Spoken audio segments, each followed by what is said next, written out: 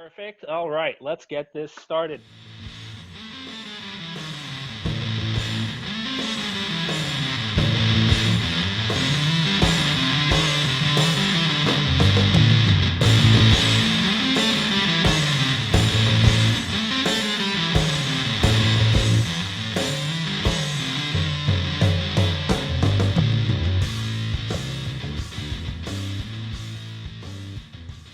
In the beginning, there was baseball.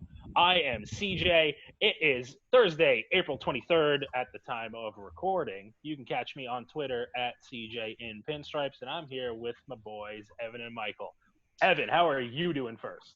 I'm doing good. You can catch me at Evan D. Wetzel 4 on the Twitter.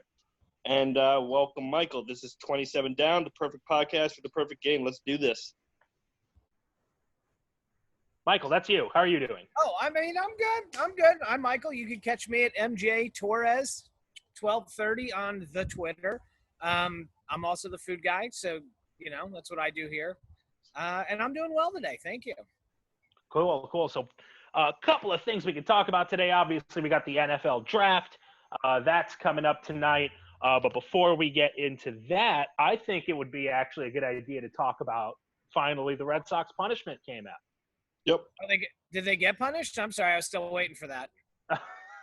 I mean, hey, man, look, MLB has decided that what the Red Sox did wasn't as bad for whatever reason. How much money do you think they gave that operator to fall on the sword? 50 grand, 100 grand, $500,000? They put a pool together. I would imagine pay me my yearly salary and I got you. Like whatever I make for the year, plus maybe a little more, and I'll do it.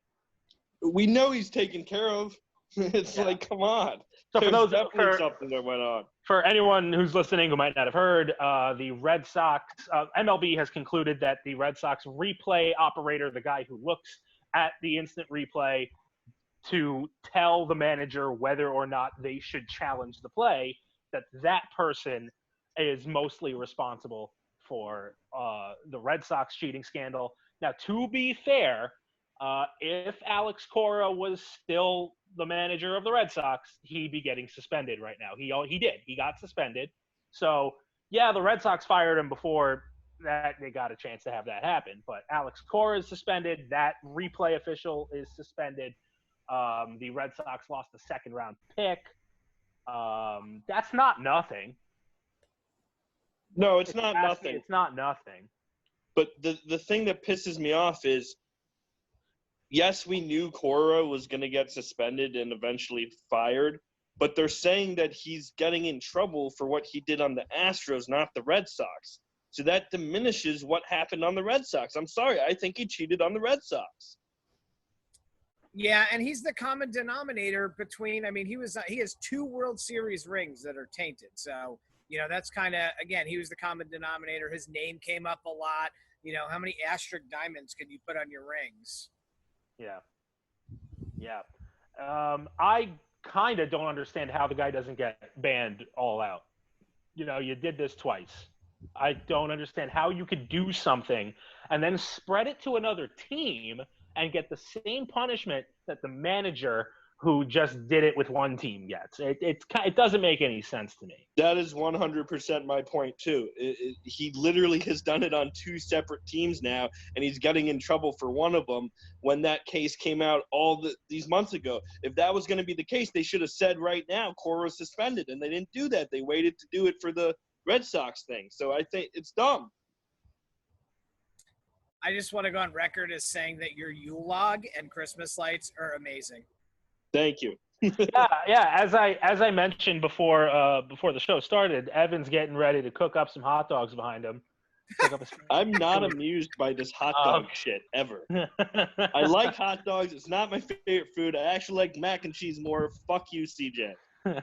Wow, mac and cheese. Now that's difficult fine dining. I mean, you really got to be some kind of a chef to make that. And I like to put hot dogs in my mac and cheese. Of course you do. I was waiting for it. So on the show this week, we are going to be making homemade mac and cheese. We're also going to be doing ribs, and we're going to be doing cornbread. So it's going to be a really cholesterol heavy, fat ass show this week. It's gonna be I, delicious. I love making ribs, man, but I live in an apartment in New York City, so the best thing I can do is throw those things in a slow cooker. They still come out pretty good, but it's not the same as just smoking those outside. And I don't have a smoker right now, so we are doing traditional in the oven all day. Oh, really? Low, and then throwing them on the grill to finish them off. So City Ribs, we'll call them CJ City Ribs. CJ City Ribs. I love it. I love it. That's awesome. Make my own barbecue sauce too. So We're going to do that too. It's going to be a big show this week. 4 scratch recipes in one show. Oh, that's awesome. that's great. When do you do the quick lunch segments? When are you trying to post those? Just during the week, we're going to do the 2-minute lunch. Maybe 1, maybe 2, depends on what's going on that week. We did the salad this week, but that'll be something to keep people occupied during the week, keep them hungry. Yeah, I like the idea of salads for sure because I think people underutilize salads. You can make some badass salads for sure. Yeah, I All like right. to make a seared tuna salad. That's really easy to do. I love seared tuna. CJ, Yeah. you going to get us into this NFL draft? I'm ready. Yeah. It's I think it's going to be a frustrating draft for the Jets, but I mean that's kind of what happens when you're in those. You're not quite at the very, very front of the draft, but you're right there. You're just outside the top 10. It kind of comes with the territory of a team improving.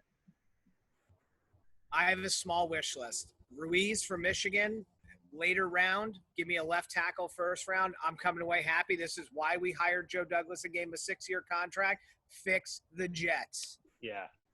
I am tired of GM after GM after GM coming here and just not knowing what the hell they're doing. Yeah, it seems like we always end up taking the best available, not the best available for us, and that's frustrating. You have team needs, so it doesn't matter if the best player in the draft's a safety and you got 2 good safeties. Why are you going to take another safety? That doesn't make any sense. So the fact of the matter is we need an offensive lineman. We need it pretty bad. And I think the draft is stacked in that area. But I also think that's what the first, 10 teams are going to be looking at, that quarterback. Yeah, and it kind of depends on what other teams are going to do. If the Chargers end up taking a quarterback, which, they've kind of maybe indicated that they're going to pass on that. But assuming that they do and assuming that the Dolphins don't trade up to try to get that number 3 pick for an offensive lineman, it could happen for the Jets. They could get one of those really solid offensive linemen.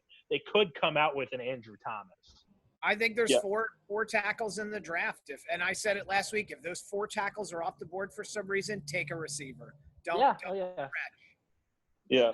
I want Thomas or that guy Wills. Oh, Yeah. Yeah. Those are the 2 that I'm pretty impressed with. Okay, so I have a question. Best quarterback in the draft, obviously, hands down, Burrow. Who's your number 2? Oh, man. I cannot put Tua up there. I don't think he's going to translate well to the NFL. If I was in a position where I needed to take a quarterback, I'd probably Justin Herbert. I'd rather have Herbert over Tua personally. I like Herbert. I think his name is Love. The one the Patriots are looking at for the later first round might be interesting. I was going to say Love, but only if he's drafted by Bill Belichick. Because Bill Belichick, he's a quarterback whisperer. I think that's the way to go for him. He's going to make him a god somehow. It's going to be very fucking annoying that he's the next Tom Brady. I don't know if you could be the next Tom Brady, but he's going to be better than if he goes anywhere else for sure. That's what happens when you go to New England. Yeah, I mean, even if they got a Chad Pennington, he would be elite Chad Pennington. Oh, I miss Chad Pennington. He was one of my Me too. He was awesome. Wish his shoulder didn't fall off. Ugh. Yeah, you guys remember when he took the Dolphins to the playoffs? That was fun. Yeah, at our expense. So yeah, those scars, like that hurts just as bad. And we're talking about the draft. D. Milner, Calvin Pryor. Those scars never heal. D. Milner, Christian Hackenberg. Second round. Couldn't even hack it in the AAFL. Yeah. Oh my God, Geno Smith. That was a fun time. What was that other guy? Golson. He was like a safety. Vernon Golson. Vernon Golson. Vernon Ohio. goddamn Golson. Kill me.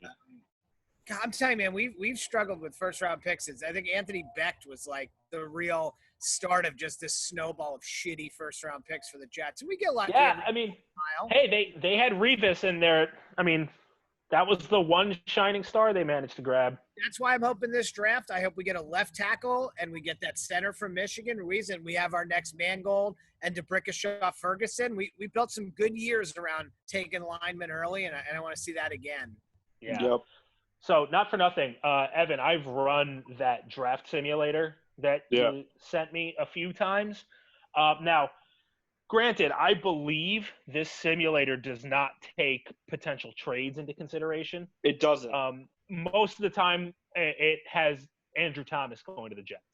That's who I had in my draft. And we're doing the same thing twice. But again, you know, there is the possibility of the Dolphins trading for that number 3 pick and potentially taking him with one of their top picks. Right. I think the Chargers are going to take Justin Herbert.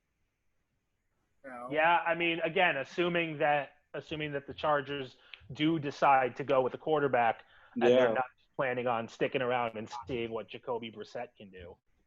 I don't know what they should do, but like I said, I like Herbert and I like Love. Those are my 2 quarterbacks this draft. I do not like Tua at all.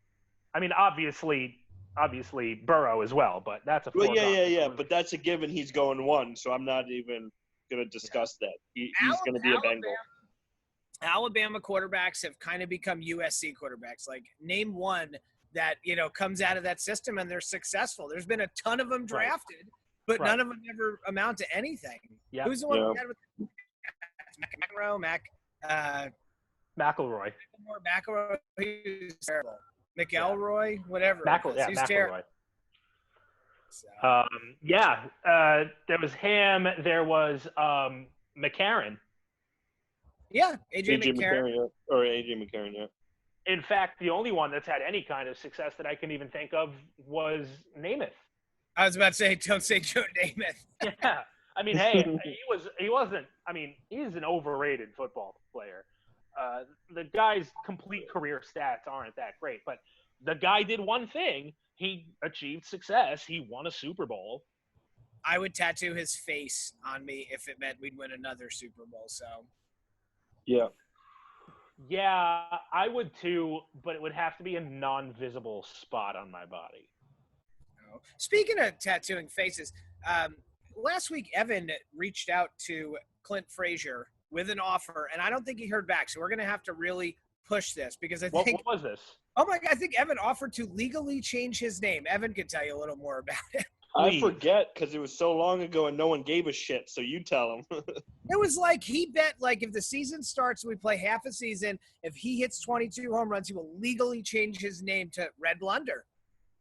Yeah, I'll change my name to Red Blunder. You won't do it. If he hits 22 home runs in a limited season, yeah, I'll do it. But he had to agree to come on this show if he doesn't hit 22 home runs. He had to agree to come on this show. That was the bet. Yeah. Now, I did that tweet up and retweet it and get it going again. I don't feel like that got deserved. Here's my question. What if it goes to a tiebreaker game and that's where he hits the 22nd? Ooh. Because the tiebreaker game is technically a 163rd game. So that would be still the regular season. Oh, tiebreaker stats go towards your career stats. So. That's fine. I'll allow it. I don't care. Okay. It's for 1 year, I think, or 3 years or something. I'm not going to change my name to that forever. But no playoffs.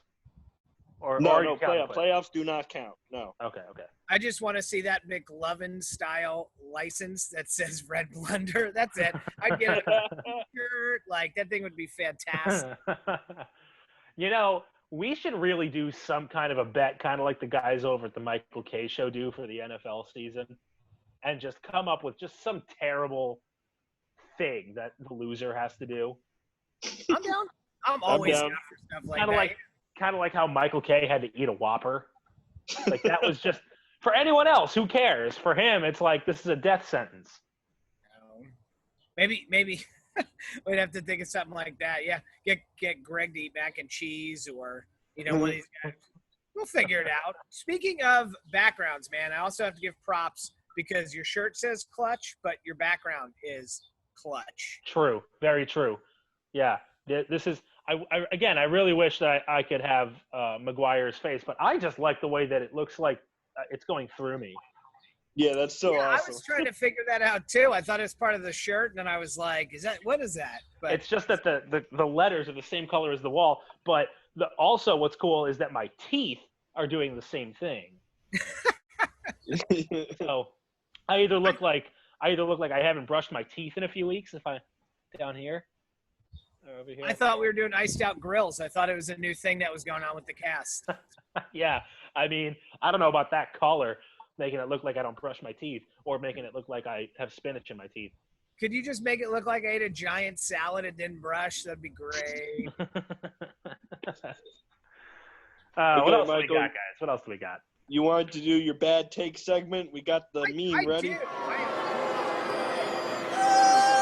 Fired up. I'm not the rant man, but I've had a bad week. I got in it twice this week with people. One of them was the most. I was offended, and I don't get offended. And it was from Kyle Condor, who works for John Boy, who I've always liked his stuff. He, seems like a nice guy. And he puts up yesterday that he thinks the Red Sox punishment was the first time they got caught and that it wasn't fair. And I just put a meme up that said, "That's a bad take, my dude." Done. That was it. Broke his heart, broke his spirit. That's great. Yeah, he unfollowed you, and he did the same thing to me over no reason at all. He just unfollowed me one day. And I called him out on it in a very nice DM, and he basically said that I'm too negative for him. Okay, pretty negative what you did yesterday, Kyle. And look, man, I don't need Twitter friends. So if I'm cool with somebody, I'm cool. They don't like me, that's fine. I'm just gonna do me. But then he puts this explanation about how he was just going through his followers, and we don't interact that much, and he was just happened to be taking people out who. It was such a bullshit cop-out. It was like, come on, man. I'd rather you be like, hey, I don't like you. I don't like your face. That's why I'm not following you anymore, and then move on, and I'm good. No, he's arrogant, dude. He's one of those guys who feels like he needs to only follow 500 people and have his 7,000 followers. It's so stupid. Good for him. His content's awesome. I have no problem with that, but you're a little sensitive, buddy. And I'm the rant man. I get blocked by everyone. I don't give a shit. But the fact that you you unfollow everyone for the little pettiest reasons. I also got blocked today by Paul Black.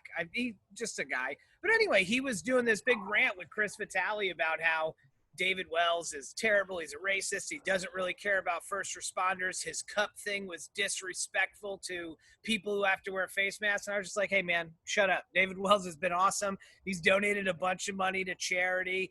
And then he told me I love Trump, and then I'm probably racist too, and he didn't even know me, and then blocked, and that was my day. And then I gave up with Twitter. I was done with Twitter. Full siege. Wow, that's too bad because he's a fan of the show. He's gotten in a fight with me and blocked me once. We're cool now, but come on. Will you let him know that I still think he's cool? He's watching the show. He watches every week pretty much. That is for I think sure. You're cool. I David Wells is cool too. I'm sorry. Shout out to Paul Black. We love you, buddy. It's okay. Calm down. Is it his birthday? Is it? Oh, I don't know. I thought that's what you said. I didn't say that. I don't know. I don't check the birthdays enough. If it's CJ, your birthday, happy birthday. You're not a big Twitter guy, CJ. Weigh in. What do you think? Am I taking him too personal or? I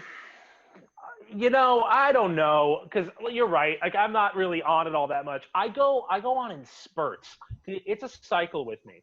You see, I go on and I have so much awesome stuff to say, and people get really engaged. And then as I continue to go, I notice how dumb everyone is, right? Not everyone. Let me not say everyone, because you Twitter folks who are our fans, love you. You're the best. However, there's a lot of dumb people on Twitter. And then there's, hey, I'm not going to talk bad. I'm just going to say Twitter got very stressful within the last, 3 weeks to a month.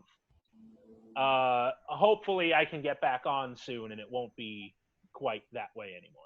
The last week has been brutal, to be honest. People are really starting to get antsy in their pantsy over this quarantine stuff. They need to get out of the house and they can't. Yeah. So it's the mask life, man. People are just tired of staying in their house, wearing masks. So now, where's Joe? I want CJ to see this meme. Joe had it. I wish it was my background, and I just want to see if it offends him. Joe's gonna put it up when he edits, I think. So I don't think he can do it now. All right, I'll send it to you, CJ, so you can see it. Okay. What else? It's funny though. On Twitter, people tend to get offended by two things: if you call them a casual fan, or if you tell them they have a bad take. Right. Oh yeah. Twitter is strictly the do not disagree zone. Period. Yep. I don't get it. People disagree with me all the time, and I can tell when it's getting dicey. And I always say the same thing. I'm like, hey, agree to disagree, man. Move on. I'm not going to change your mind. You're not going to change mine. I mean, of the people on the show, you're the most likable. This week, but if I keep it up, I'm not going to be. I got to be careful. John Heyman still hates me. That's to true. Food. That is true. I got him today for you. I saw him today. He was posting something on there about Yankee fans complaining about the Red Sox punishment. I hit him with a meme too. So. Okay. I got him for all occasions. So, what else you guys got? Joe, you got any questions? Is Joe dead? I think Joe died. I think he Okay, was I'm coming. And he finally ended it. And I did this last week, and I want to shout out a couple accounts that I really enjoyed. Unreal. He's got it as his background. That's the bad take, my dude. That's the one that broke a grown man's spirit. Wait, we got to get it on here. It's backwards. It's definitely. There it is. I'm gonna have to fix that. I mean, I see it forwards. See it forwards? Yeah. And it's not switching to my screen anyway, so no one can see this. So I'm gonna drop it in post. I'm gonna drop it. This did not go as planned. No, it's terrible. You just failed. ruined the whole show, producer. I failed. All right. I have no question. It's Thursday. I wasn't prepared. Okay, good job, Joe. Michael, do your shout-outs. Good talk, guys. So I had 3 this week I wanted to do. First one was Emily, who's doing a new podcast called Breaking Balls. I think it's phenomenal. She's at She Does It. The other one is Dana Monks. He's at Monks Dana, and he is doing food every night, and the food's phenomenal. Everybody knows him on Twitter as the Pot Father. He's a great follow. Third one, John in Washington, Nav Hazard. Absolutely just a follow if you want a fan, man. John's always just supporting everybody. He's great. So those are my 3 for this week. Yeah, Nav Hazard and Dana are absolutely awesome. I interact with those two a lot. I want to shout out Tullamore Dew. It's a great whiskey. I love it so much, and it's especially tasty with ginger ale. Oh, I drink my whiskey with ginger ale. Did we just become yeah? best friends? Yeah, Tasty everybody stuff. makes fun of me. a nice whiskey ginger, man, that hits the spot. Yeah, always have it. Everybody's like, how do you drink that? I'm like, because that's what I like to drink. Yeah. How do you Whiskey drink on the anything you rocks. like? It's because you like it. Yeah, not a beer guy. So that was my go-to. And you can put down like 10 of those things. They're great. Evan, On the Rocks sucks. On the Rocks sucks ass. If you're going to just drink the liquor with no mix-ins, you just drink it neat. No, On the Rocks waters it down. I don't give a shit. That's how I like it. Well, you're not allowed to like things that I don't like. I Well, watched the whole What, are you going to documentary. block me? Yeah, I might. No, we're having one of those weeks, I can tell. Hopefully baseball comes back, man. We need it. We all need it. Dude, at this point, I'd watch soccer. Dead ass. I would watch the Mexican national team right now. No problem. I'd watch whatever baseball league Kenny Powers played in Mexico. That's what I'd watch. I would watch 2 homeless people try to see who can spit into each other's mouth more. I swear to God, I will keep score. I don't so give a good. shit. I need some kind of sports action going on. I'm tapping out on that one. I got there's a line, man, and that's it for me. Yeah, I think that ended the show. This is 27 Down, the perfect podcast for the perfect game. Thanks, guys. Take care. Have a good weekend.